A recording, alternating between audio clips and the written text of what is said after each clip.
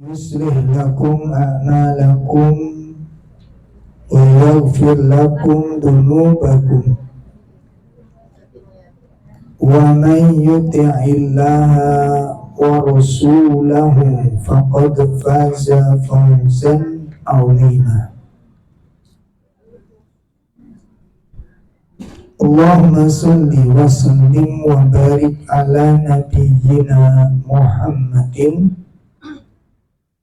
wa ala alihi wa ashabihi wa man tabi'ahum bi ihsan ila yaumiddin, amma ba'd.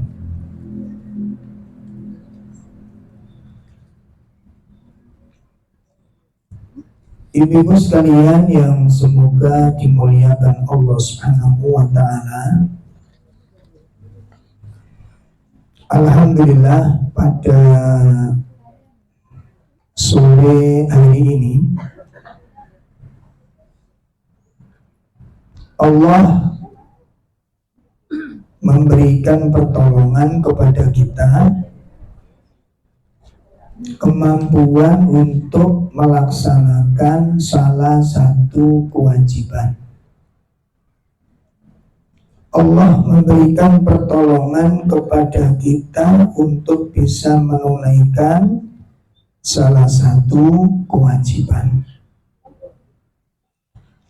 Kewajiban yang terbesar dalam agama kita ini diantaranya adalah kewajiban di dalam thalabul ilm. Ini kewajiban yang sangat besar.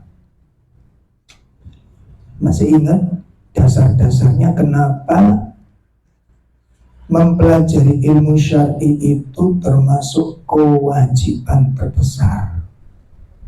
Masih ingat dasar-dasarnya?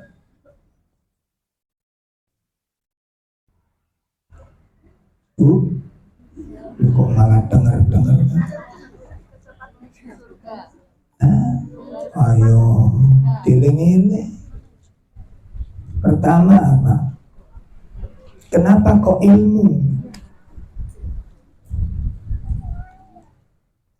Ini jangan sampai hilang catatannya. Apa di buku satunya lagi? Si Akai buku sampean. Kenapa kok ilmu? Pokoknya harus ilmu dulu. Ilmu dulu. Suruh ngamal harus masuk surga. Susunya bilang. Apa? Ilmu merupakan asasul asas. Al-asasu minal asas. Ilmu itu pondasi yang paling dasar. Ilmu itu pondasi yang paling dasar. Kenapa kok ilmu menjadi pondasi paling dasar agama?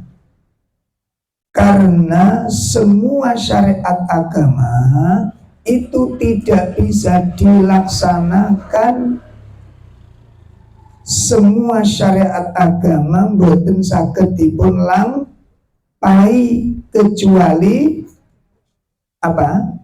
Dengan ilmu. Tidak bisa ditunaikan. Nah ini makanya rukun Islam 5. Pertama 2 kalimat syahadat. Orang bisa menjalankan 2 kalimat syahadat tanpa ilmu bisa. Coba jelaskan berapa rukun syahadat. Pasti dengar-dengar. Sekena titip teknik. Ada berapa Bu? Syarat-syarat. Syarat-syarat. Nek rukun ada 2, rukunnya syahadat itu 2. Kalau syarat-syarat, wallahu a'lam. Itu jawaban sing paling gampang.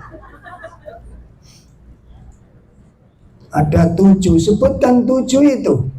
Wallahu a'lam. Loh ini kalau babak belur.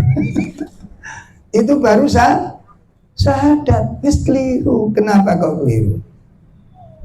Karena belum sampai ilmu. Jane wis, cuma mboten eling. Rukun yang kedua napa? Rukun Islam yang kedua. Salat. Saged ngelampahi salat nika duwe ilmu nih.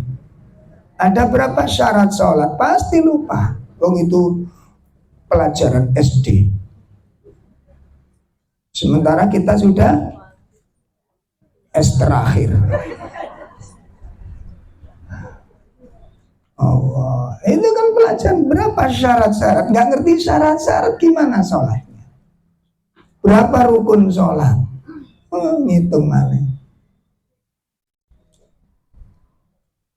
Nggak bisa dilakukan dengan baik apabila tanpa ilmu. Zakat, puasa, haji, semuanya membutuhkan. Mboten saged dilakoni kalau nggak pakai ilmu. Itu yang pertama dasarnya. Dieling-eling betul. Kenapa kok ngaji itu perintah kewajiban yang paling besar? Karena ilmu merupakan al-asas minal asas. Pondasi yang paling dasar. Itu diantaranya. Kemudian yang kedua apa? Kok ilmu itu dikatakan ibadah yang paling besar, kewajiban yang paling besar? Karena ilmu itu imamul amal. Imamnya amal niku napa? Ilmu. Ilmu mengikuti apa? Amal mengikuti apa? Ilmu. Nek ilmu ini salah, amalnya mesti salah. Gak mungkin ilmu ini salah, amalnya benar, itu tidak mungkin. Karena amal itu mengikuti apa? Ilmu. Gak ngoten. Makanya ini penting. Nah, itu diantara kaidah-kaidah ilmu. Jadi jangan sampai, kenapa wajibnya itu luar biasa ilmu. Dan kemudian yang ketiga bahwa ilmu merupakan salah satu syarat diterimanya amal. Salah satu syarat diterimanya amal. Nah itu paling mendasar tentang ilmu. Jadi kita harus tahu tentang itu dan mohon diingat-ingat. Ini kok ulang ngarep takut namanya nyatet mana.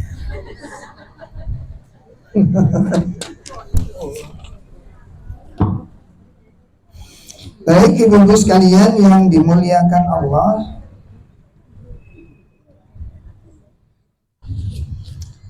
kajian kita pada sore hari ini menindaklanjuti pembahasan kita tentang jalan meraih qalbun salim. Terakhir sampai pundi?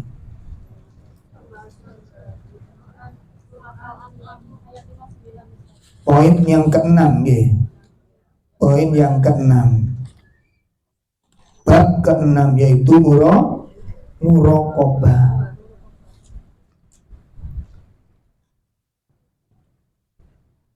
Ada pesan-pesan penting dalam muraqabah kemarin. Jadikan Allah pengawasmu dalam berapa perkara? 3 perkara. Jadikan Allah pengawasmu dalam 3 perkara. Itu kajian terakhir kita. Pertama apa? Jadikan Allah sebagai pengawasmu dalam masalah ucapanmu. Sehingga kalau orang yakin ucapannya, perkataannya itu didengar oleh Allah, gak sembarangan orang berbicara, gak sembarangan orang ngomong. Ini masuk akidah, sekedar bicara saja itu ada urusannya dengan akidah. Nah, kalau sudah paham demikian, nanti tengkar sak tengkar, tawuran sak tawuran, tetap ucapannya tertata dengan baik, nggak miso-miso, nggak mencaci, nggak mencela, nggak menghujat, nggak mengolok-olok, nggak membongkar aib pasangannya. Kenapa? Karena kita yakin saat kita bicara seperti itu, suara kita didengar oleh Allah. Walaupun jenengan ngamuk, ngamuk wong ngaji, bahasanya masih santun. Tengkar tetep gawe patokan syariat iku pertengkaran syar'i. Ya apa pertengkaran syar'i? Iya. Meneng. Kenapa kalau ngomong mesti jelek? Lah solusinya apa? Kalau nanti ngomong mesti jelek, solusinya apa? Diam. Masa ngamuknya orang ngaji, bahasa tetap tertata. Kenapa? Karena dia yakin diawasi oleh Allah. Itu manfaatnya nanti. Nah, yang kedua apa? Jadikan Allah sebagai pengawasmu dalam masalah perbuatanmu, sehingga gerak-gerik kita, tingkah laku kita di mana saja berada tidak lepas dari pandangan Allah. Sehingga di situ menjadikan karakter-karakter jujur, membentuk karakter-karakter amanah. Mungkin kita melakukan penipuan. Kenapa? Bagaimanapun kita menipu, orang bisa kita kelabui, tapi bagaimana dengan pengawasan Allah? Ya, ini kok insya Allah duit suku sampean yo aman terus. Ya, walaupun dicuci, walaupun nemu duit 200.000 dalam cucian, itu tetap kembali kepada yang berhak. Ojo 20 dituduhno 200 mana? Nah, suami nggak ngerti kalau duitnya ada yang nyelempit 200.000. Tapi bagaimana dengan Allah? Tapi ibu kan gak kehilangan akal. Tetap diceritakan, diberitahukan suami, nek wis. Ku jenenge wong lanang itu cerdas. Allah. Yang ketiga apa Ibu? Jadikan Allah sebagai pengawasmu dalam urusan hatimu. Jadi gerak-gerik hati itu nggak lepas dari pantauan Allah. Sehingga dari ayat ini, dari bab ini, kita nggak mungkin punya rencana-rencana jahat, nggak mungkin punya tipu muslihat licik, nggak mungkin punya makar-makar tipu daya yang busuk, nggak mungkin. Kenapa? Was-was di dalam benak kita itu diawasi dengan jelas oleh Allah. Ini mohon diperhatikan ini. Baik. Itu pesan terakhir dari kajian kita kemarin. Hari ini kita akan belajar bersama-sama surat Al-An'am.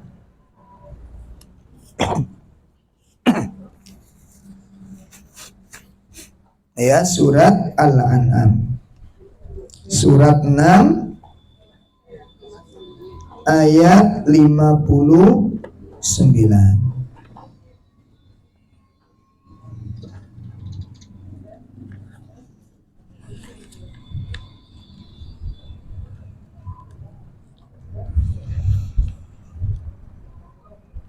A'udzu billahi minasy syaithanir rajim. Wa indahu mafatihul ghaibi la ya'lamuha illa hu wa ya'lamu ma fil barri wal bahri wa ma tasqutu min waraqatin illa ya'lamuha wa la habbatin fi dhulumatil ardh wa la habbatin fi dhulumatil ardi wa la raqabin wa la yabisin illa fi kitabin mubin. Iya. Dan kunci-kunci semua yang gaib ada padanya. Tidak ada yang mengetahui selain Dia. Dia mengetahui apa yang ada di darat dan di laut. Tidak ada sehelai daun pun yang gugur yang tidak diketahuinya. Tidak ada sebutir biji pun dalam kegelapan bumi, dan tidak pula sesuatu yang basah atau yang kering yang tidak tertulis dalam kitab yang nyata, Lauhul Mahfuz. Insyaallah. Ini ayat yang sangat dahsyat untuk kita pelajari. Mengajarkan kepada kita tentang sebuah keyakinan, sekaligus mengajarkan kepada kita tentang sebuah etika dalam kehidupan. Ayat ini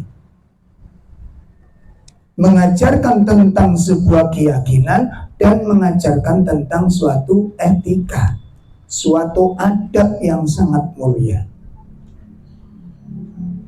Ayat ini menjelaskan tentang apa? Tentang dahsyatnya ilmunya Allah.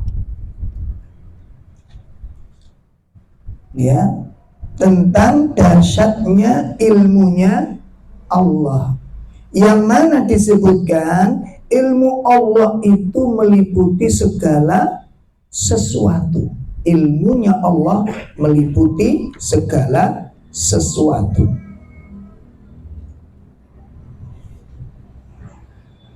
Ya, meliputi segala sesuatu. Tidak ada sesuatu pun yang ada di muka bumi maupun di atas langit sana, baik itu makhluknya maupun peristiwanya, melainkan semuanya diketahui dengan jelas oleh Allah. Nah, perhatikan Ibu. Jadi ayat ini menjelaskan tentang apa? Tentang dahsyatnya ilmunya Allah. Dan yang kedua, ayat ini mengajarkan kepada kita untuk mengenal. Untuk apa? Mengenal sifat-sifat Allah. Kenali sifat Rabbmu. Siapa yang kamu sembah itu siapa? Kemampuannya kayak apa? Ilmunya kayak apa? Itu Rabb yang kita sembah. Gak main-main ini, Bu. Gak main-main. Semua makhluk yang ada di alam diketahui dengan jelas. Kenapa? Karena dia yang menciptakan. Berapa jumlah makhluk yang ada? Apa saja jenisnya? Kita tidak tahu, ilmu kita sangat sedikit sekali untuk mengetahui sesuatu. Sedangkan ilmunya Allah tidak terbatas, Ibu. Yang tadi disebutkan, ya, yang tadi disebutkan, kita menjangkau sesuatu yang ada saja nggak semuanya, kita sangat pendek sekali. Belum yang gaib, termasuk makhluknya atau peristiwanya. Perhatikan dengan baik, baik makhluknya maupun peristiwanya.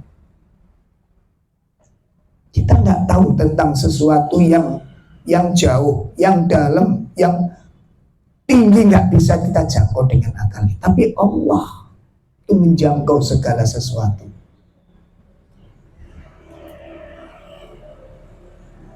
Ya, menjangkau sesuatu.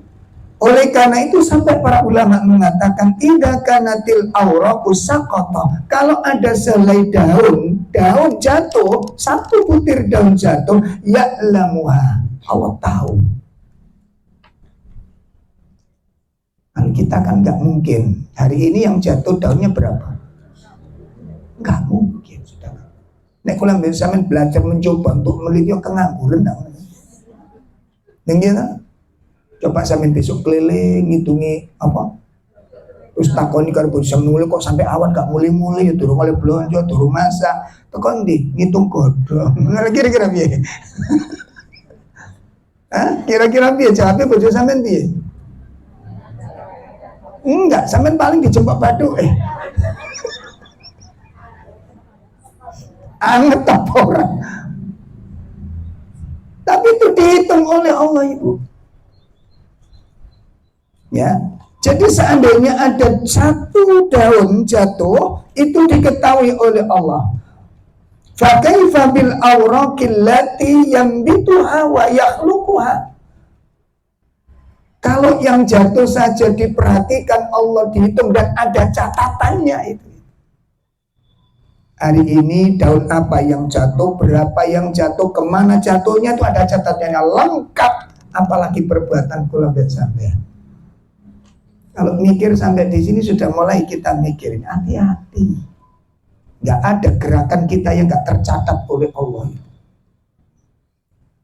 Nah, yang kemudian disebutkan sampai apa itu? Biji-biji yang kering maupun biji-biji yang basah yang ada di dalam tanah itu terhitung. Makanya kadang-kadang kalau ada orang bongkar-bongkar gitu, keruk-keruk pinggir sungai, ternyata setelah itu jarak 1 minggu tumbuh segala macam iki wini ono di pirang tahun ora cukul. Sampeyan kali kula niki jarang mikir untuk kulo senengane mangan tok. Pak, ngono wis mentak kuwi.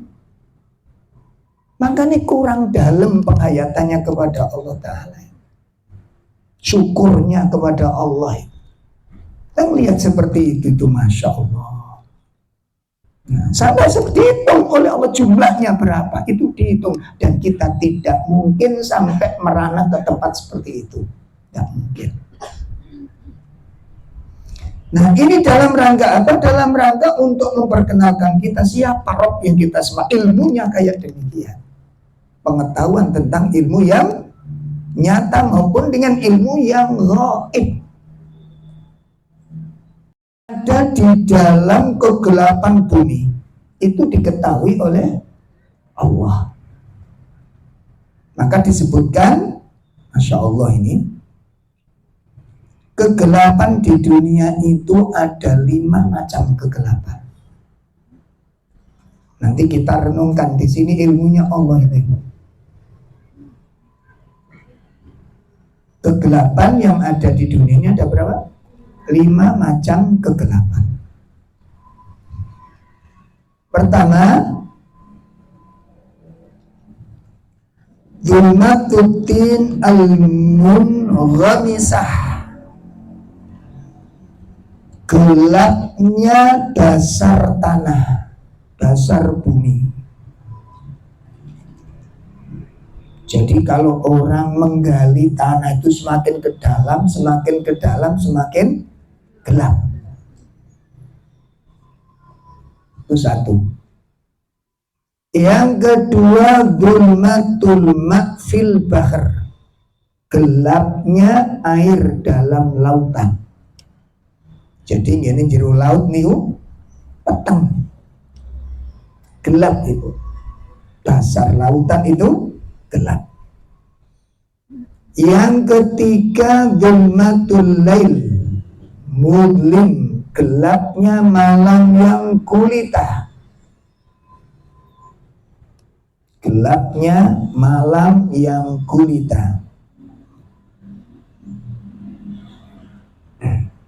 Yang keempat, dzulmatus sahab al-mutarakim, gelapnya awan yang menggumpal. Yang keempat, gelapnya awan yang menggumpal. Yang kelima, zulmatul matar, zulmatul matar an-nazil, gelapnya hujan yang turun dengan deras. Gelapnya hujan yang turun dengan deras. Ada berapa macam kegelapan tadi? 1. Apa? Gelapnya dasar tanah, dasar bumi. 2. Gelapnya air di dalam lautan. 3. Gelapnya malam yang gulita.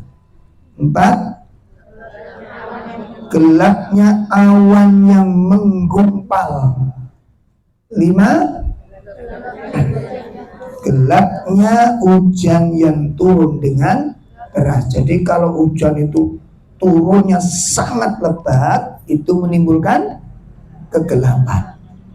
Nah, lalu disebutkan oleh para ulama, khamsun dulumat, 5 macam kegelapan ini fauqa hadhil habba as-saghirah, menutupi biji-biji yang kecil itu. 5 macam kegelapan ini menutupi biji-bijian yang sangat kecil itu. Wallahu ya'lamuha, dan Allah tetap mengetahui tempat biji yang kecil itu, walaupun tertutupi 5 macam kegelapan. Masya Allah. Ya, Allah tetap mengetahui keberadaan biji yang sangat kecil, walaupun biji yang itu tertutupi 5 macam kegelapan. Maksudnya bagaimana? Maksudnya begini, Bu. Syekh Al-Utsaimin menggambarkan, kalau ada orang membawa biji sawi, tahu biji sawi yang warnanya kehitam-hitaman, lalu dia masuk ke dasar laut, dia gali, begitu masuk dasar kan ketemu tanah paling dasar, betul? Lalu digali tanah itu, masuk ke dalamnya. Sudah di mana? Di waktu yang malam, di waktu malam, di waktu mendung yang menggumpal bersamaan dengan hujan yang turun dengan. Berarti waktu kita membawa biji hitam yang sangat kecil ke dasar lautan dan kita gali tanah di dasar lautan itu, lalu kita masuk di dalamnya, lalu kita timbun di sana bercampur dengan miliaran pasir, tertutupi 5 kegelapan tadi di waktu malam, di bersamaan dengan waktu mendung yang sangat gelap, bersamaan dengan turunnya hujan. Biji yang kecil yang bercampur di dalam dasar bumi di bawah lautan, bercampur dengan miliaran pasir, itu Allah tahu di mana posisinya. Itu ilmunya Allah. Sudah dipahami? Sakit dipahami? Itu Allah tahu di mana posisinya biji sawi ini, mana yang biji sawi dan mana yang pasir yang hitam. Itu diketahui dengan jelas oleh Allah. Bagaimana dengan perbuatan kita ini? Bagaimana dengan? Nah, oleh karena itulah Luqman menasihati anaknya dengan nasihat ini. Makanya ngajari anak jujur kok dicetoti ya.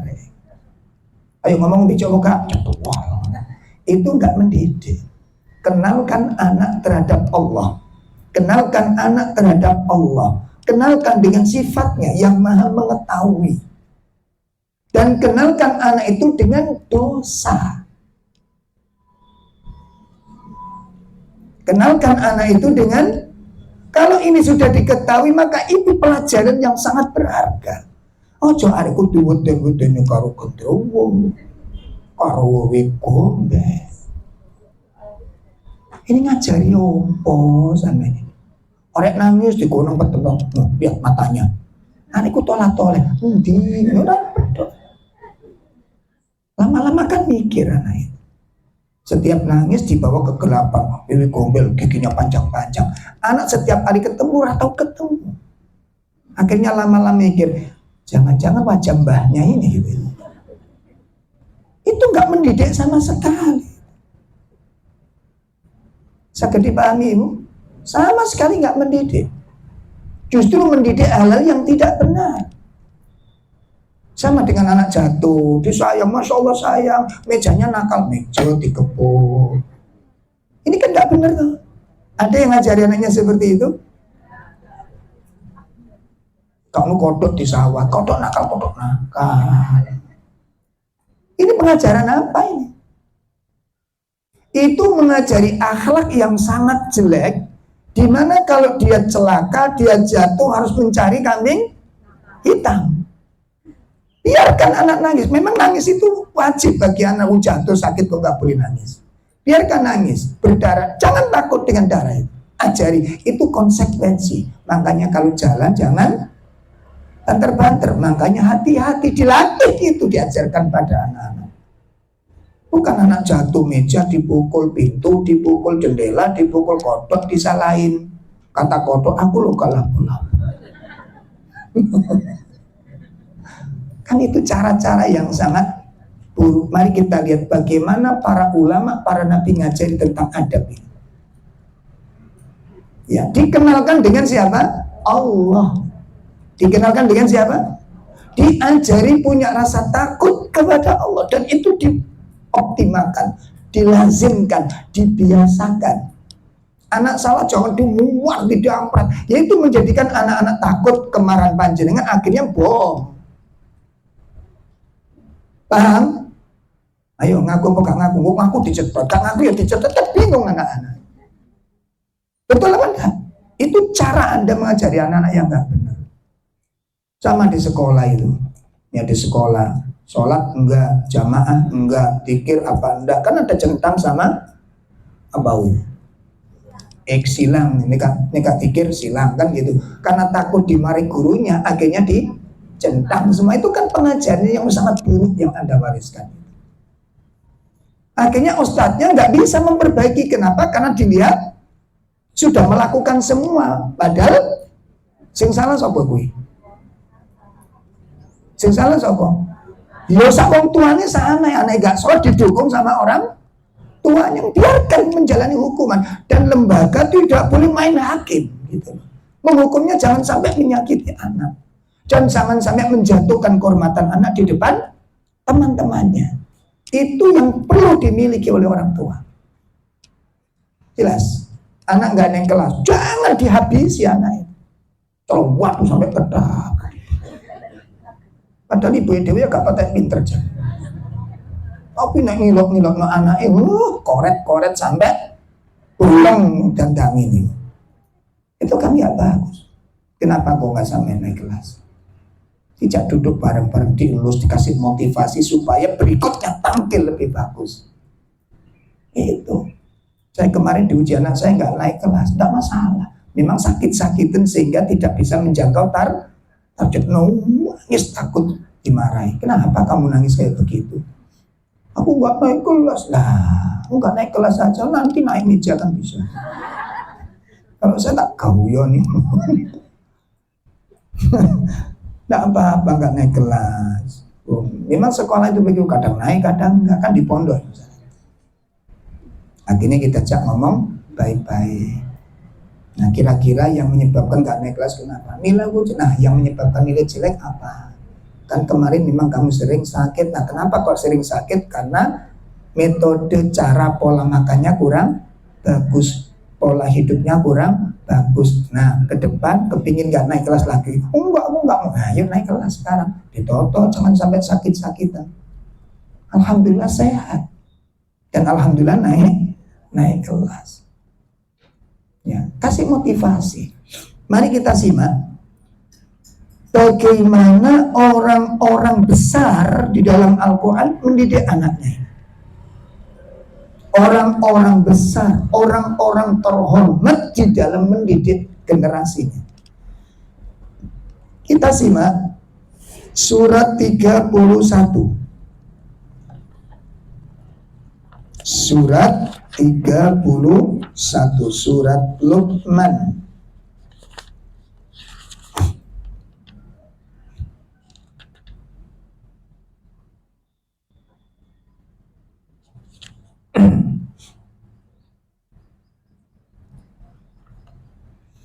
Ayat 16. Surat 31 ayat 16. Sudah ketemu Ibu? A'udzu billahi minasy syaithanir rajim. Saya baca. Ya bunayya innaha in takum mithqala habatin min khardalin fatakun fi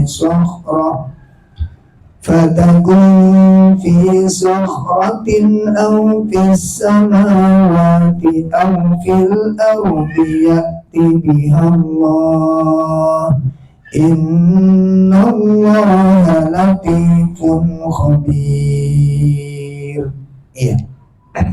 Luqman berkata, wahai anakku, sungguh jika ada sesuatu perbuatan seberat biji sawi dan berada dalam batu atau di langit atau di bumi, niscaya Allah akan memberinya balasan. Sesungguhnya Allah Maha Halus, Maha Teliti. Nah, itu. Ini lebih efisien, Bu. Dan itu memang membutuhkan waktu, membutuhkan sebuah kesabaran. Perhatikan dengan baik. Sebelum Luqman memberikan wasiat, pesan-pesan tarbiyah pembinaan diawali dengan memanggil anaknya. Diawali dengan apa? Sebuah itu metodologi. Itu cara. Ya. Jadi sebelum menyampaikan materi, sebelum menyampaikan pesan penting, itu membentuk suatu kondisi. Coba jangan lihat, ya bunaya, itu berulang-ulang. Ya bunaya, ya bunaya, ya bunaya, berulang-ulang. Wahai anakku, satu. Itu metode yang sangat cantik, sangat indah. Kenapa harus dipanggil terlebih dahulu? Supaya ada fokus pesan yang akan disampaikan itu nyampe. Gitu loh. Ya. Supaya pesan yang akan disampaikan itu sampai kepadanya, supaya nasihat yang diajarkan itu meresep ke dalam hatinya. Itu membutuhkan suatu kondisi, sehingga anak itu dikondisikan. Dan caranya dipanggil dulu dengan suatu panggilan, ya bunaya, hai anakku, dikondisikan. Ini berarti ada waktu khusus untuk memberi nasihat. Satu. Yang kedua, cara manggilnya dengan panggilan yang sangat menakjubkan. Dipanggil anak sebagai posisinya, ya bunaya, nak, panggil, nak. Kita biasanya kalau manggil anak kita gini. Koyok supir nyeluk kernet. Coba. Rasulullah ngajari anak juga, ya hulam, hai anak kecil. Ini u'allimuka bi kalimat. Perhatikan. Waktu Nabi memberi nasihat Ibnu Abbas. Waktu Nabi memberi nasihat kepada Ibnu Abbas waktu mendapat hadis Arba'in Nawawi niku. Hadis ke-19. Hadis ini ku dawa niku. Panjang hadisnya. Itu saat Ibnu Abbas usia 7 tahun. Diajari hadis itu oleh Nabi. Dan waktu itu Ibnu Abbas digonceng oleh Nabi di atas kendaraannya. Sambil berboncengan, sambil jalan-jalan, nasihat disampaikan. Loh iso apa loh Ibnu Abbas nih? Ngerti arah pembicaraan ini? Dalam Ibu? Ditanamkan, ya hulam, ini u'allimuka bi kalimatin. Hai anak kecil, aku akan mengajarkan kepadamu beberapa kalimat. Ihfadillah yakfatka, itu sampai agak panjang hadis. Itu dihafal oleh Ibnu Abbas. Padahal ngajarnya sambil jalan-jalan di atas kendaraan. Itu metodologi Ibu. Butuh waktu yang kondusif. Makanya kalau di rumah nasihati anak-anak, ojo arek lagi nyoplok lambi, nyoplok kaos kaki, lagi ono WC, sampai nguring-nguring. Ibu balik mama bilang apa saja ke mama. Kamu nggak denger. Kalau pulang sekolah itu kak, sepatu, kaos kaki, arek lagi bohong. Pas nggak itu waktunya? Panggil anaknya, nak. Satu misal, jadi arek cilik tetap arek cilik. Gak iso sama belajar dewasa sampai sih gak genap. Arek cilik kok disuruh belajar? Halo? Nyambung? Iki sih gak genap sama? Belajar panggil nak sini. Mosok kaos kaki di situ tempatnya. Ya dibetulin di mana tempat kaos kaki. Lanjut dengan siapkan gitu loh. Kaos kaki itu mana, topi mana. Kalau perlu dikasih cendelan-cendelan, jenengan latih itu. Kan kita belajar kreativitas. Gitu. Kursi bisa. Kenapa? Kita kenalin cara seperti itu. Mari kajian kudung dan kursi. Itu kan latihan dari kita. Halo? Sopo sing ngelatih iku? Halo? Cendelo nganggur yuk kena di kecendelan. Itu melatih anak-anak kreatif. Jadi kok dindin itu nek direkam serem Mas Amin. Cuma saja kalau ada mau tamu ringkes. Itu perlu sidang ibu-ibu ini. Itu kita yang melatih. Makanya dibiasakan, carikan tempat, carikan cantolan, carikan apa? Ditoto hidup itu cekak marat-marit. Akhirnya tahu tempatnya buku mana, tempatnya kaos kaki mana, tempatnya sepatu ketoto. Omaiku walaupun cilik tapi nek ditoto muatannya banyak. Walaupun oman sampean gede tapi nek semrawut, apa yang terjadi? Bukankah Islam sudah mengajarkan kepada kita itu keindahan? Sudah ditata rumahnya? Sembuh karepmu. Ayo dilatih, dibiasakan. Masya Allah. Makanya di sekolah kami membentuk karakter itu lebih sulit daripada ngejar akademik. Hikmat kami bukan akademik tapi karakter dan potensi yang kita gali. Di sekolah kami begitu. Jadi anak-anak ini kono sing gak iso beluas kabeh mata pelajaran itu kok ibu sampai judek. Ya apa nak, kon iki iso apa? Anak iso apa? Ternyata ahlinya bukan di akademik, akademiknya di sosial. Kalau sosial mau matang dia, kita genjot di situ anak ini. Oh arek nangis tuk arek iki langsung menang. Butuh ilmu apa? Iso. Iya ibu. Dijak main apa gitu menang arek nakal gitu loh. Itu di sini bidangnya santai. Bu, anak sampean upuk-upuk matematika itu tambah kedap-kedip. Bahasa Inggris tambah nyeleng. Anak sampean bidangnya di apa? Psikolognya itu mungkin nanti jadi psikiater bagus dia menjalani tentang kejiwaan anak. Ada anak SMA itu bledes sudah nggak bisa apa, dipaksa orang tuanya malas, anaknya ternyata nggak nyambung. Lah sering kali kita itu kalau ngajarin anak-anak kita paksa sesuai dengan tuh kesalahan. Apalagi lembaga sungguh paten hafal Quran target tertingginya. Anak nggak semuanya di bidang hafalan. Ojo dipada-pada. Nono sampean karo anak ibu. Betul ibu. Akhirnya apa? Akhirnya anak itu jatuh di mata orang tuanya, jatuh di mata lembaga. Gak pinter hari. Padahal bukan di situ letaknya dia. Iku mbok paksa mbok dekek rumah takfir di Solo pakai zam-zam nek perlu kelelep lo zam-zam. Ora iso anak sampean. Ngono paham bener? Karena bukan di situ bidangnya dia. Mungkin di bahasa. Coba tanya, kamu hobi apa sih? Kamu bidang seknya di mana, mantapnya di mana kamu belajar? Apa di bidang apa kira-kira? Gali di situ. Anak-anak saya tidak pernah saya paksa itu. Kamu suka nih mana? Aku seneng hafalan, kejar hafalannya. Ya luar biasa akhirnya. Terus gak usah mikir bahasa kamu nanti mengikuti. Matematik gak usah ngitung kau apa-apa, yang penting rusuk duit.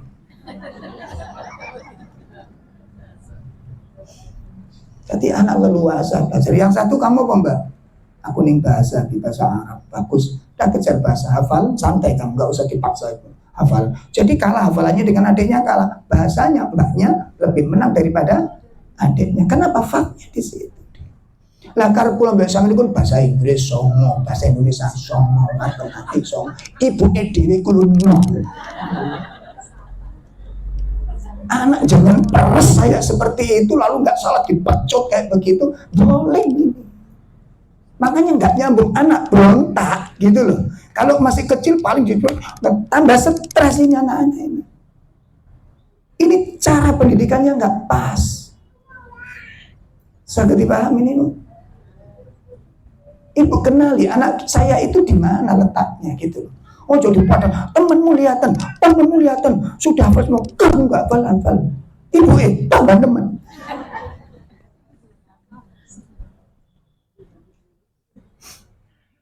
Jangan. Nah, itu cara metode panggil yang baik. Nah, panggil. Kami biasakan di rumah itu dialog, kuyul bareng, makan bareng. Sama yang perawan-perawan makan bareng satu nampan. Ya, makanya itu dirindukan anak-anak. Kalau saya kelihatan libur senyumnya minta ampun. Tapi libur, ya yes, koyok reo besar wih. Oh, karena makan bersama. Ya, itu dirindukan anak. Nanti diskusi gimana kabar di pondok. Gimana? Ojo arek gak kerasan, ya pokoknya untuk kerasan. Apa masalahnya? Nah, terus kalau memang itu mungkin dibully sama teman. Nah, kita waktunya hadir memberikan pembekalan bagaimana cara berinteraksi dengan banyaknya teman ini. Kami pun sama Ibu. Aku gak kerasan, pokoknya mulai. Pokoknya pindah nanti. Tak pikir duit akhirnya mentok terakhir pokoknya pindah. Ibu Abi gak mau jemput, aku pulang sendiri. Lo ngawur gitu. Hari kita ajak ngobrol, kenapa sih? Aku dibully. Yang bully kamu itu berapa anak? 1. Lah sak kamar wong piro? 40. Kan sekali 30 songo sing selamat. Kenapa kamu tersiksa dengan 1 orang? Terus pokoknya gak kerasan. Mentok sudah ya, mau pindah baik. Kalau memang kamu pindah, kemarin pindah kamar masalah, Sekarang gini, beri Abi waktu, tak cari pondok sing kana uang itu. Kok aman dong. Ngono iku yang jawab itu. Oh no Abi, gue yang gak genah kok. Cari umi Abi ngawur. Maksudnya apa? Maksudnya nanti kamu selama pindah sama 1 orang, selama ketemu orang mesti ono sing cocok, ono sing ora lho. Gitu loh. Itu pasti. Dan apa setiap kalau nggak kerasan terus kamu pindah, kamu mau pindah kemana saja tetap ketemu orang seperti itu. Bukan itu solusinya, bukan itu jalan keluarnya. Kalau kamu ketemu orang seperti ini, kamu hindari. Jangan ketemu dengan dia, ketemu yang lain. Kan 39 sing habis ya. Masuk kamu terganggu, tersisa gara-gara lambe situk sing mencucu. Masih banyak wajah-wajah tersenyum. Ojo tersiksa gara-gara lambe situk. Akhirnya tak lambe-lambe bisa. Kan itu cara kita. Jangan sudah kamu lapor belum? Lapor semua sudah kamu. Jadi mana anaknya? Bukan begitu, bukan solusi. Anak kita yang harus dibekali. Bukan disuruh labrak, bukan disuruh. Nah nanti kalau temenmu asik kamu dikejar-kejar, baru balas 1 poin. Nah begitu pindah pondok di Gresik, aku saiki balas bully ini asip. Jadi tegar sekarang. Dilatih, membiasakan diri menghadapi permasalahan hidup. Ojo dilaporno ustadzah, laporno guru kamarmu. Masalah itu enggak setiap guru itu selalu mengawasi jenengan. Saya paham. Itu cara metode, dipanggil, diajak diskusi, dibuka, diskusi dibuka. Lalu sehingga butuh waktu, butuh kondisi. Ibu harus punya waktu diskusi sama anak. Harus ada waktu untuk duduk bareng. Tanya sekolahnya gimana, hasil sekolahnya gimana cerita di sekolah hari ini. Itu dilatih, anak senang nanti. Teman-temanmu yang baik gimana? Ada nggak teman-teman yang suka cerita? Nah, gimana sih kamu kalau ketemu teman-teman? Itu dilatih, dibiasakan, diajari, dibekali. Nah itu tugasnya siapa? Tugasnya siapa? Orang tua. Orang tua itu cuma anjem. Sing sampean banggakno napa dadi wong tua anjem iku sing sampean banggakno napa? Aku manai Raffi. Mama Lia. Itu peran jenengan mendampingi anak-anak tumbuh dengan dewasa. Berpikir kita yang menghidupkan pikirannya.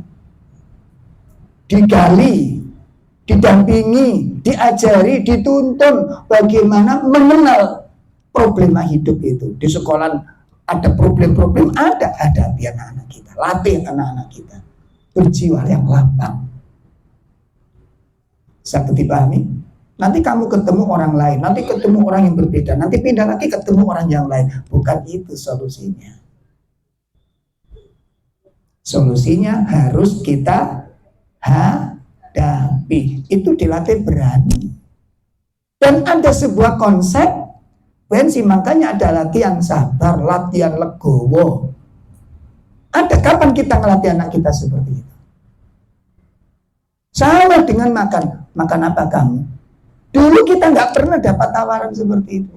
Ini makan. Kalau nggak ada, yang sabar. Loh gitu, ada pelajaran sabar. Sekarang nggak ono pelajaran sabar. Pernah kita ngajari anak menerima apa yang ada? Pernah? Mau males lah, kamu jaluk aku kepingin nih, jawis, masa no. 1 kali, 2 kali, 3 kali, 4 kali terbentuk karakter manja. Siapa yang membentuk manja?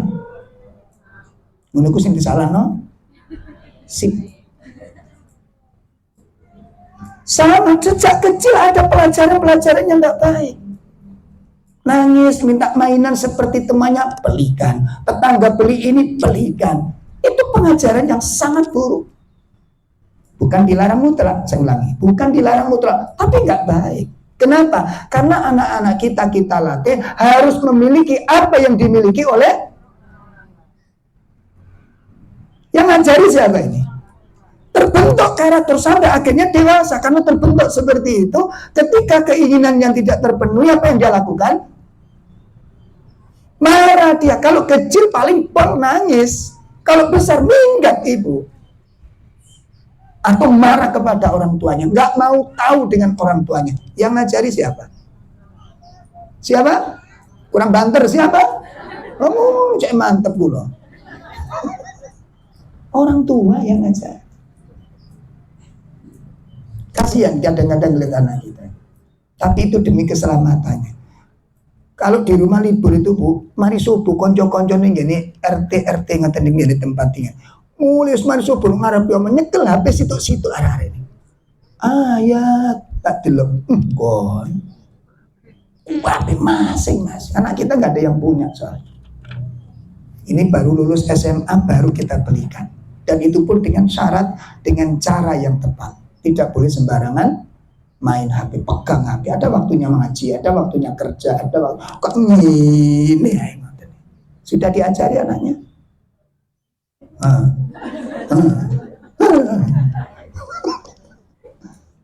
Tugas kita sebagai orang tua apa? Apa tugas? Guru itu partner, bukan pendidik inti. Pendidik intinya siapa? Sekolahan itu partner yang menentukan orang tua. Ya, maka ini dilatih bu, dilatih sedemikian ini. Sehingga anak kami pun di rumah pun kita pelajari. Yang kelas 6 mainnya game itu sehari cuma setengah jam. Sudah senang, sudah selesai. Geletaan alhamdulillah sejauh ini dijaga oleh Allah dan mereka puas dengan itu.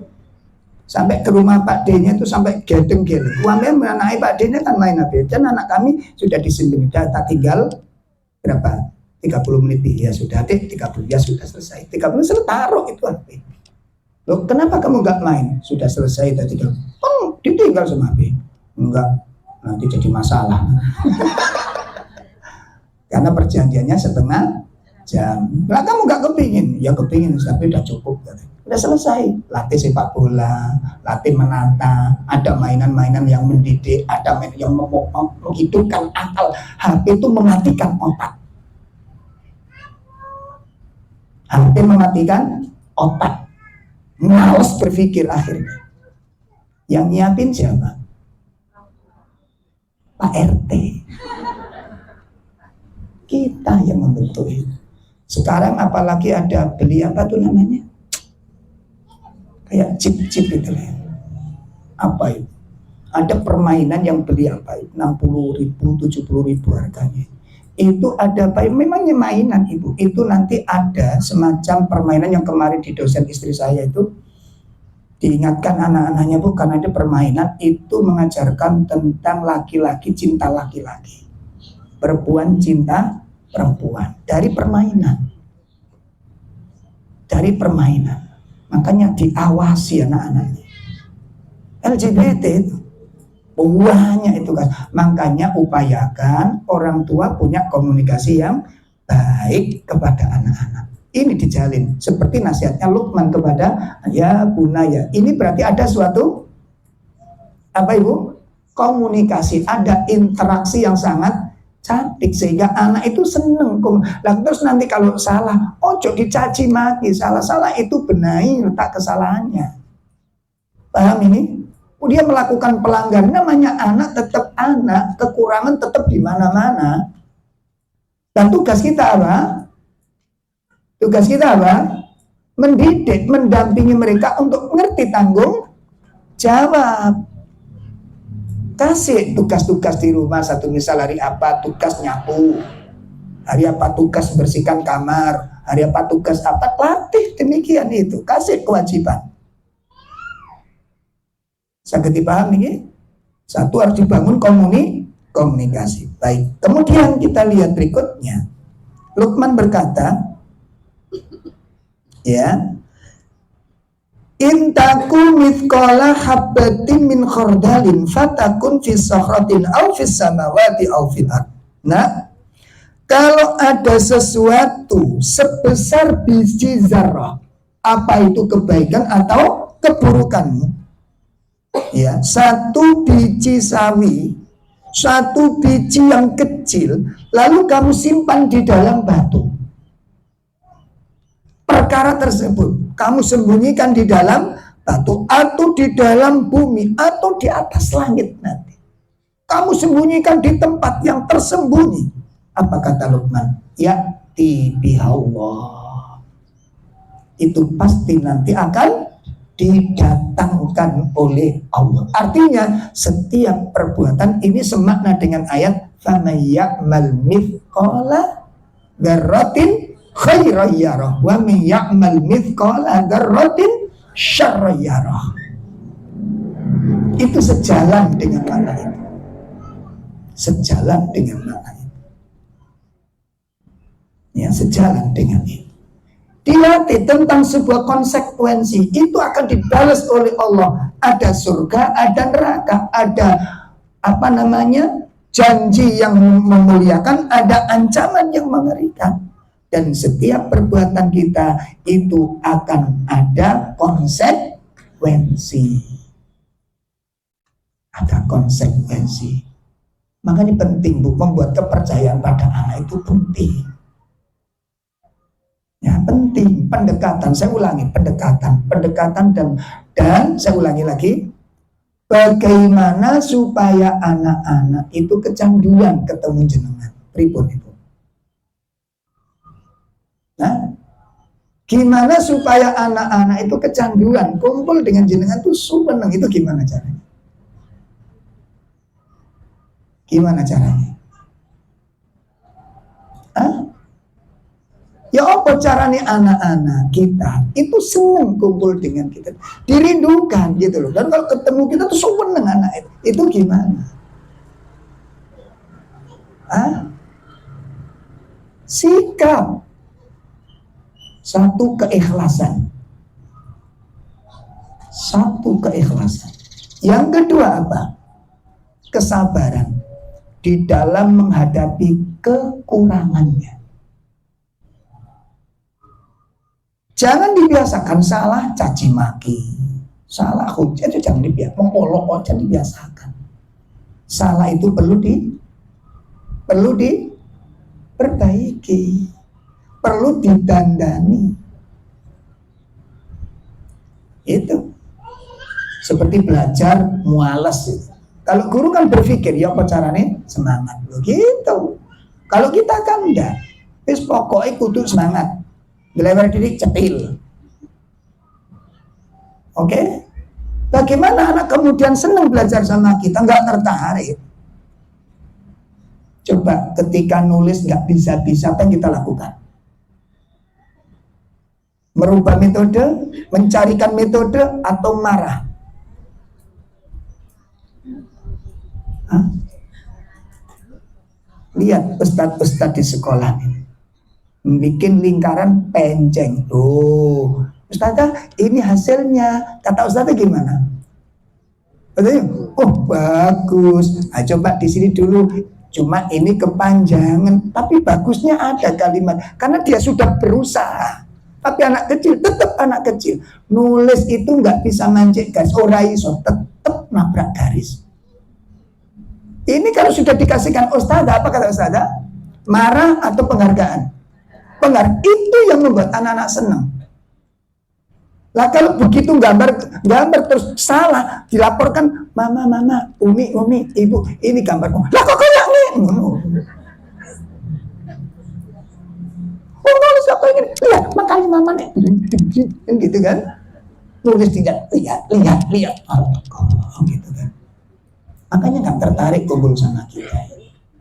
Dan itu nanti mengimbas ketika anak sudah dewasa, ketika salah, apa sikap kita? Cara mensikapi salah itu penting untuk dipahami. Karena dari situ nanti anak bangkit untuk memperbaiki diri atau lari dari kenyataan, tergantung metode apa yang kita tampilkan. Metode apa yang kita tampilkan? Ini kan si ngomong kesuwen.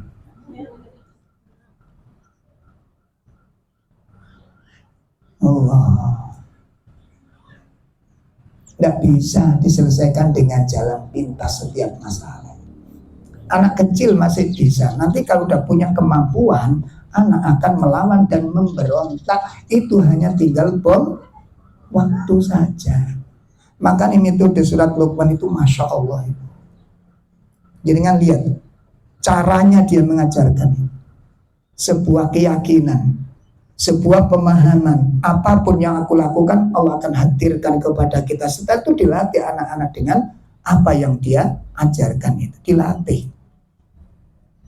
Makanya perlu pembiasaan, jangan sampai semangat setelah itu hilang. Semangat setelah itu hilang, jangan. Pembiasaan seperti bangunkan anak-anak sholat satu misal. Ini kita latih dan kasih penghargaan. Seperti kecil-kecil puasa, kasih penghargaan. Sama dengan kalau kami melihat ngaji di ngaji itu ada anak kecil-kecil ngaji, kok tenang, kasih penghargaan itu. Kami saja dia.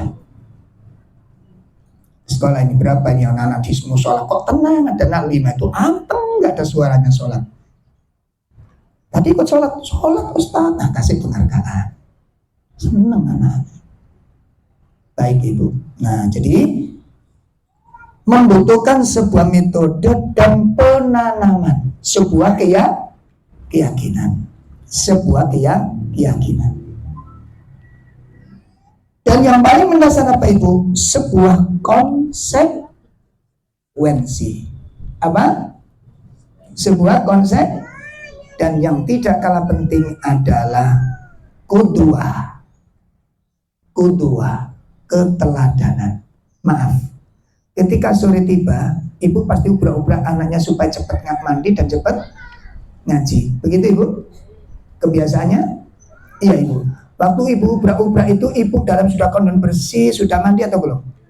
Itu masalah. Bagaimana Anda menyuruh sesuatu yang Anda belum lakukan? Saya belajar. Saya terapkan. Ketika saya mandi, gantian mandi. Kata anak saya, habis sudah kan? Kamu terakhir, aku dulu. Malu, sejak itu nggak pernah saya nyuruh anak saya sebelum saya lakukan apa yang saya ajarkan. Dan pengaruhnya apa Ibu? Subhanallah. Apabila sesuatu itu keluar dari hati, waqafa ilal qalbi, idza kharaja syai'un minal qalb wafaqa ilal qalb. Kata para ulama, apabila sesuatu itu keluar dari hati, maka akan masuk ke dalam. Apakah ketika kita nasihati, ketika nyuruh, ketika mengajar, itu betul-betul dari hati kita?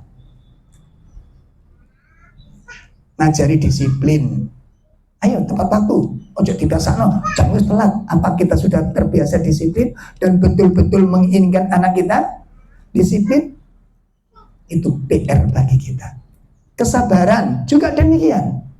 Sekarang kalau saya tanya ke jenengan, ibu kepingin anaknya nanti pemarah atau sabar? Ibu sendiri? Insya Allah saya percaya. Tapi tidak tahu kalau kedengaran suami jenengan, tidak tahu saya.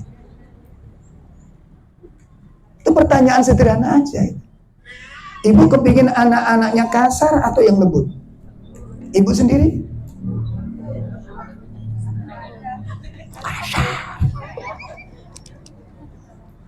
Bagaimana akan mendidik anaknya lembut dengan cara yang kasar? Ketemu apa enggak?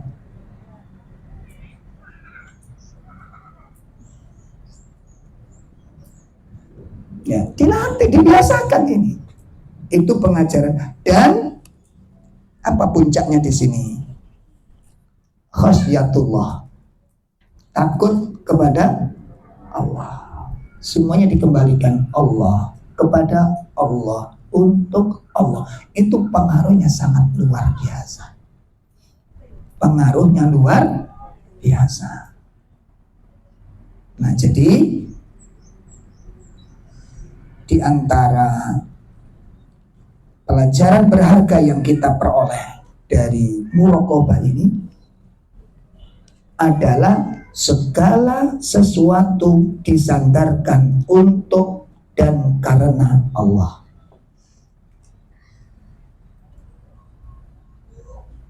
Disandarkan kepada, untuk dan karena Allah. Nah, itu pelajaran puncaknya dari sifat muraqabah. Baik, ibu-ibu sekalian yang dimuliakan Allah, itu pelajaran yang bisa kita dapat dari muraqabah, sehingga merasa selalu diawasi oleh Allah dalam setiap hal. Sampai anak kita nanti meso, ngomong yang kotor, diingatkan langsung, jangan diumbar. Langsung dikaitkan, suara mulu didengar sama Allah. Kalau dengar sama Allah gimana? Dibiasakan kalimat Allah itu dikenalkan, betul-betul dikenal sama anak kita. Nah, itu pengaruhnya sangat luar biasa. Kalau ditakuti oleh orang tua, ditakutkan sama orang tua, itu nggak bagus. Anak nanti lembutnya, kalemnya itu ketika ada orang tuanya saja. Nah, jangan dibiasakan anak itu dijadikan takut sama orang tua. Saya ulangi. Jangan kita membentuk anak kita, mengajari anak kita takut kepada orang tua. Sehingga nanti kalau orang tua begitu dengar, tak lapor ibu, langsung dedek, langsung ngejar, langsung manut. Itu bukan pendidikan yang bagus. Makhluk, kalau takut dengan makhluk, itu suka ketemu atau enggak? Makhluk takut sama makhluk, enak ketemu apa enggak? Halo? Makhluk takut sama makhluk. Makhluk takut sama makhluk. Sukanya ketemu atau menghindar? Menghindar. Dan paling seneng kalau enggak ketemu. Makanya jangan dibiasakan melihat anak seperti ngapunten sekali. Tiba-tiba anak kita itu frontal gitu ya.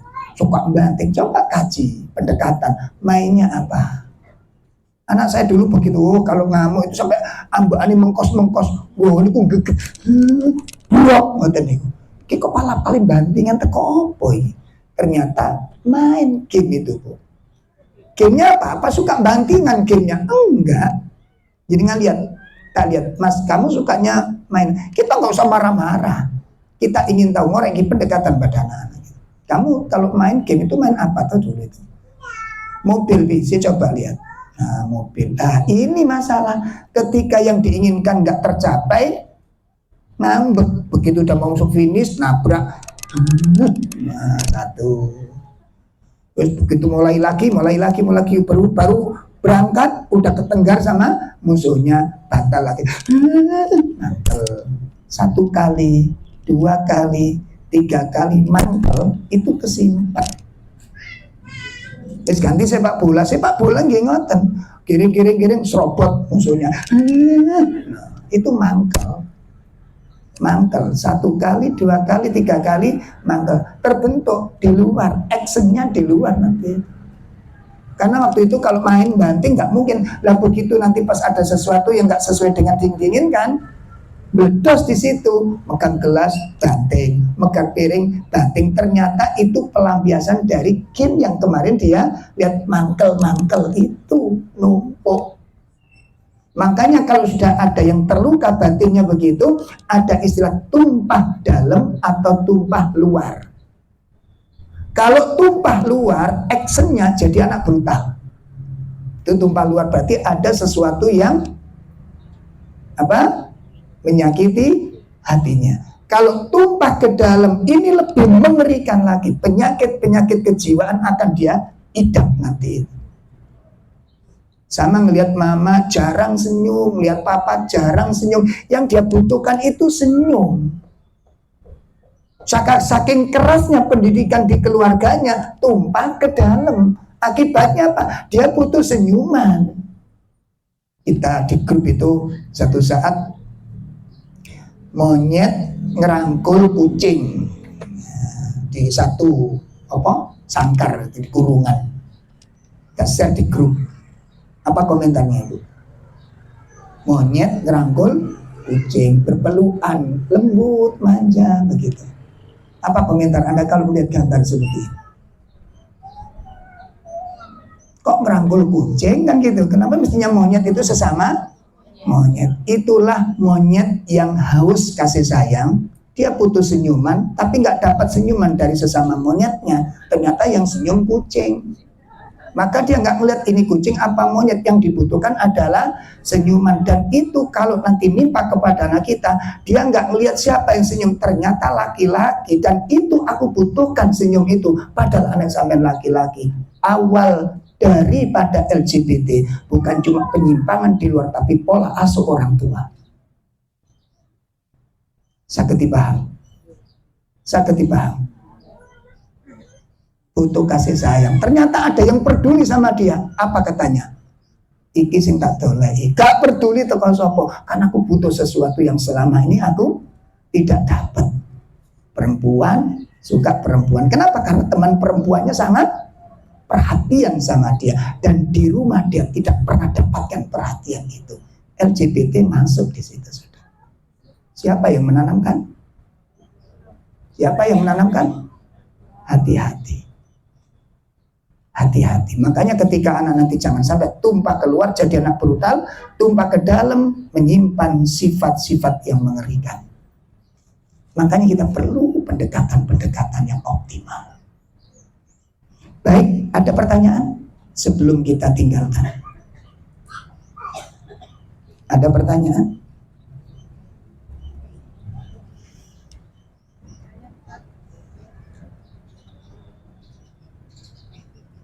Saya mau tanya Ustaz, Ya. Misalnya kita sama kecil itu ngomong gini ya, misalnya dia atau melakukan sesuatu yang kita misalnya merusak gitu ya, misalnya anak kecil, terus kita jangan loh nanti dimarahi Allah. Boleh tidak ya? Boleh, tidak masalah. Saya takutnya ada yang mengatakan gini, kalau bilang dimarahi Allah nanti akhirnya dia Allah kok gampang marah. Gampang marah gitu. Makanya kita pilih pola pikir dulu. Kita lihat. Satu, kita lihat Nabi SAW. Tidak ada satu kesalahan terjadi di mata Nabi pasti diingatkan oleh Nabi. Saya ulangi. Tidak ada satupun kesalahan yang terjadi di depan Nabi pasti ditegur oleh Nabi. Pasti ditegur. Cuma dengan metode yang berbeda. Siapa pelakunya?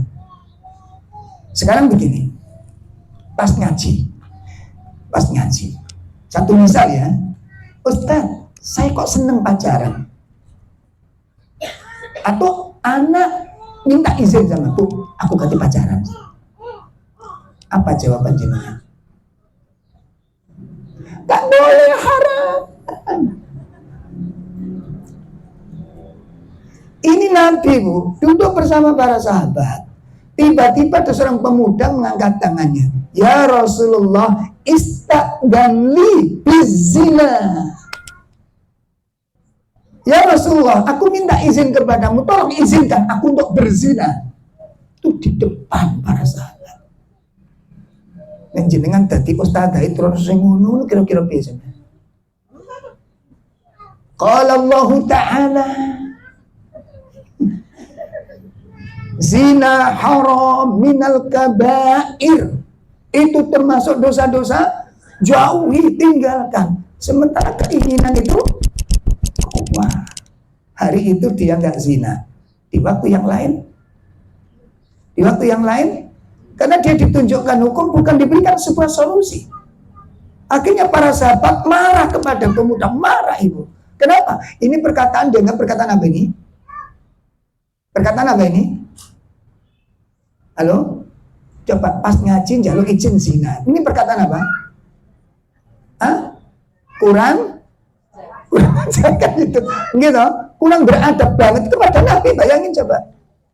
Sahabat-sahabat marah karena apa sahabat salah? Tidak secara mutlak, karena sahabat melihat dengan kacamata hukum. Nabi tidak marah. Kenapa? Karena Nabi melihat dengan kacamata hikmah. Paham ini? Lantas apa? Karena sahabat itu mencaci maki. Nabi sudah berhenti. Mana pemuda yang tadi nanya? Akhirnya didekatkan kepada Nabi SAW. Begitu dekat, coba dekatkan sini. Satu, dekatkan sini. Bikin rasa aman dia. Yang kedua, setelah dekat dengan Nabi, ayo duduk dulu. Duduk dulu. Itu ilmu dari para ulama. Dia merasa nyaman. Dia tidak dicaci maki oleh Nabi. Enggak dimarahi sama Nabi SAW. Setelah itu, baru ditanya, apa benar kamu benar-benar ingin zina? Zina loh, bukan pacaran loh ini. Zina. Allah. Benar ya Rasulullah, sangat ingin saya melakukan zina. Betul demikian, betul ya Rasul. Baik, kalau kamu ingin benar-benar ingin zina, coba renungkan ini. Baru diajak dialog oleh Nabi. Pertama, gimana pendapatmu kalau ibumu dizinai orang? Kamu sebagai anaknya gimana? Wallah, demi Allah, aku nggak ridho. Nggak mungkin itu terjadi. Bagus. Kalau kamu punya kakak perempuan dizinai laki-laki, kamu sebagai adiknya gimana? Wallah, saya nggak akan ridho. Bagus. Kalau kamu punya adik perempuan dizinai orang lain, kamu sebagai kakaknya gimana? Wallah, demi Allah, aku nggak ridho. Bagus. Kalau bibimu, istri dari pamanmu berzina, kamu sebagai ponaknya. Wallah, terus sampai 4 kali ditanya. Setelah itu Nabi baru menjelaskan, wanita yang akan kamu zinai itu keluarganya, perasaannya seperti kamu. Gak ada yang ridho, kakaknya gak ridho seperti kamu tadi gak ridho. Selesai, ditanya lagi, apa kamu masih ingin berzina? Wallahi ya Rasulullah, saya gak akan zina selama-lamanya. Tuh. Gimana ini? Kita harus kreatif memberikan sebuah jawaban yang baik dan yang mendidik. Paham ini?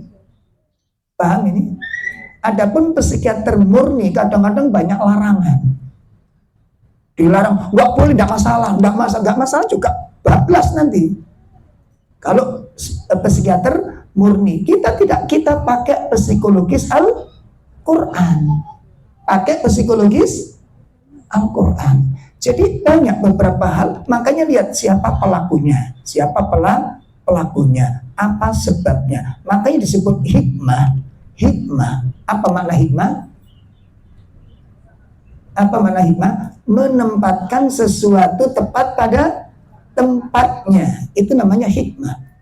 Lah, sifat hikmah itu akan terbangun, akan tegak, didukung dengan 3 perkara. satu ilmu.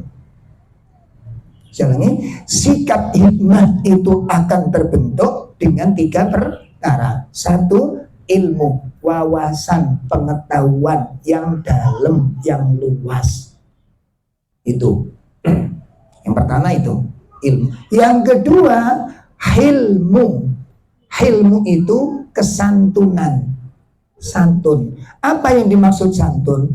Yang dimaksud santun itu kalau ada suatu peristiwa, satu peristiwa itu tidak melihat peristiwanya, tapi melihat sebabnya.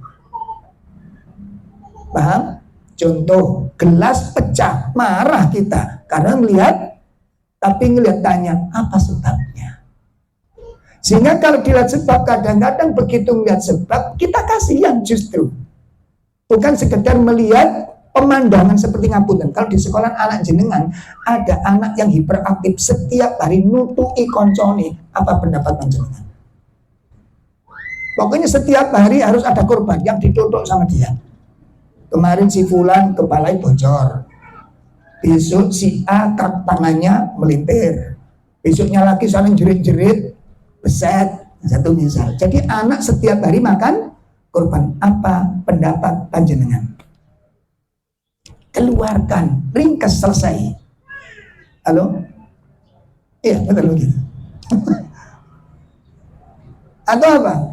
Udekno, kepuk narik musik kan? Itu kan gemis. Betul apa enggak? Hari ini gue tak kepukul, tidak ngerasa. Itu bukan solusi. Begitu kita dekati, kita ajak ngomong, kenapa sih kamu biasa-biasa, Jokowi menikmati dia nuduh itu. Ternyata apa Bu? Ada luka batin tadi saya bilang. Dia kalau melihat ngeduk kepala temannya, mukul temannya, entang mukul dengan entang lempar, itu melihat wajah ayahnya. Dia dendam dengan sang ayah. Allah. Kasusnya satu kali, dia pernah dipegang oleh ayahnya, dibondo kalau bahasa kita ini.